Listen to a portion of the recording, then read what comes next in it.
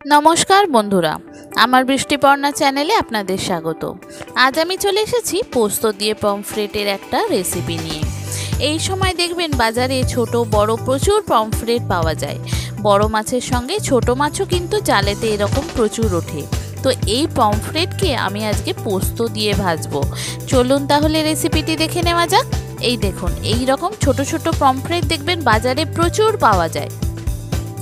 এই পমফ্রেটকে আমি পোস্ত দিয়ে ভাজবো। খুব বড় পমফ্রেট মাছ হলে কিন্তু ভাজা খেতে ভালো লাগবে না, মানে এইভাবে ভাজা খেতে ভালো লাগবে না।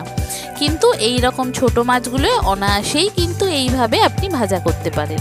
চলুন কিভাবে করি তাহলে দেখে নেওয়া যাক। মাছগুলোকে ধুয়ে নিয়েছি, নিয়ে একটু ছুরির সাহায্যে গাটা কেটে দিলাম যাতে ভালো করে মশলাটা ভিতরে যায়। যেহেতু ছোট মাছ খুব বেশি কাটার দরকার নেই, একটা করে কাটলেই অনেকটা চলে যায়। তো এর মধ্যে প্রথমে নুন, একটু হলুদ, একটু জিরে গুঁড়ো দেব, একটু ধনে গুঁড়ো দেব। সব কিছু যেটা দেব সেটা আপনি মাছের হিসাব করেই দেবেন। আমিও এখানে ছোট যেহেতু দুটো মাছ নিয়েছি, তো সেই দুটো মাছের হিসাব করেই দিচ্ছি। একটু আদা রসুন বাটা দেব। যদি কাঁচা লঙ্কা বাটা দিতে চান এখানে একটু কাঁচা লঙ্কার বাটা দিতে পারেন। একটু গোলমরিচের গুঁড়ো দেব, দেব সামান্য লেবুর রস, একটু লঙ্কার গুঁড়ো,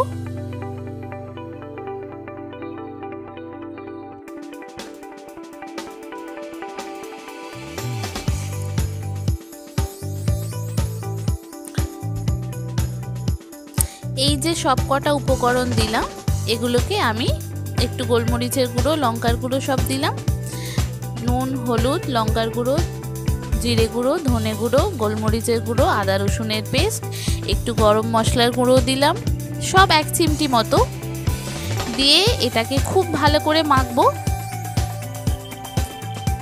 লেবুর রস একটু দিয়েছি, লেবুর রস দিলে যদি কাঁচা আষ্টে গন্ধ থাকে সেটা কিন্তু চলে যায়। এটাকে মাখিয়ে ভালো করে মাখিয়ে আপনাকে কিন্তু এটা আধ ঘন্টা থেকে 45 মিনিট বা 1 ঘন্টাও আপনি রেখে দিতে পারেন। যত বেশিক্ষণ এটা মাখিয়ে রাখতে পারবেন তত কিন্তু আপনার এই মাছের ফ্রাইটা ভালো হবে।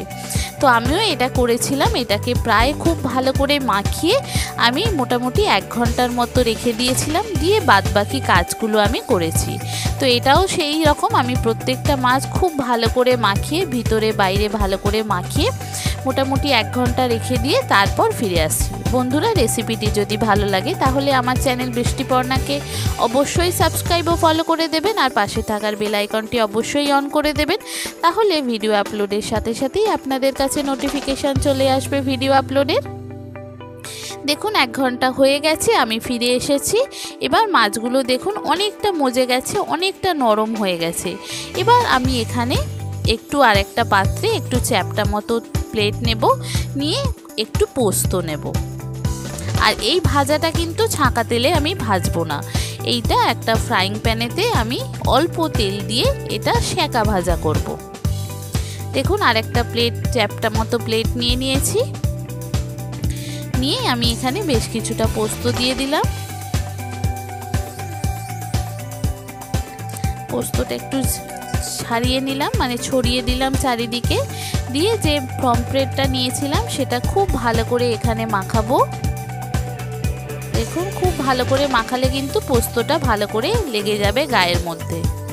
আর এটা একদম লো ফ্লেমে ভাজতে হবে, ধিমি আছে। আমি এখানে লো ফ্লেমে একদম অল্প তেল দিয়ে ঢাকা দিয়ে দিয়ে ভেজেছি।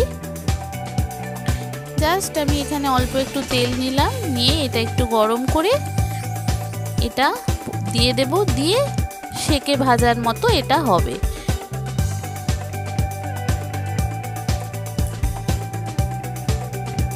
যে সমস্ত নতুন বন্ধুরা আমার ভিডিওটি দেখছেন অথচ আমার চ্যানেল বৃষ্টিপর্ণাকে সাবস্ক্রাইব ও ফলো করেননি, তাদেরকে অনুরোধ করব আমার চ্যানেলকে সাবস্ক্রাইব ও ফলো করে দেওয়ার জন্য। তাহলে ভিডিও আপলোডের সাথে সাথেই আপনাদের কাছে নোটিফিকেশান চলে যাবে ভিডিও আপলোডের। কেমন হলো রেসিপিটা অবশ্যই জানাবেন, ভালো লাগলে একটা লাইক ও শেয়ার করে দেবেন।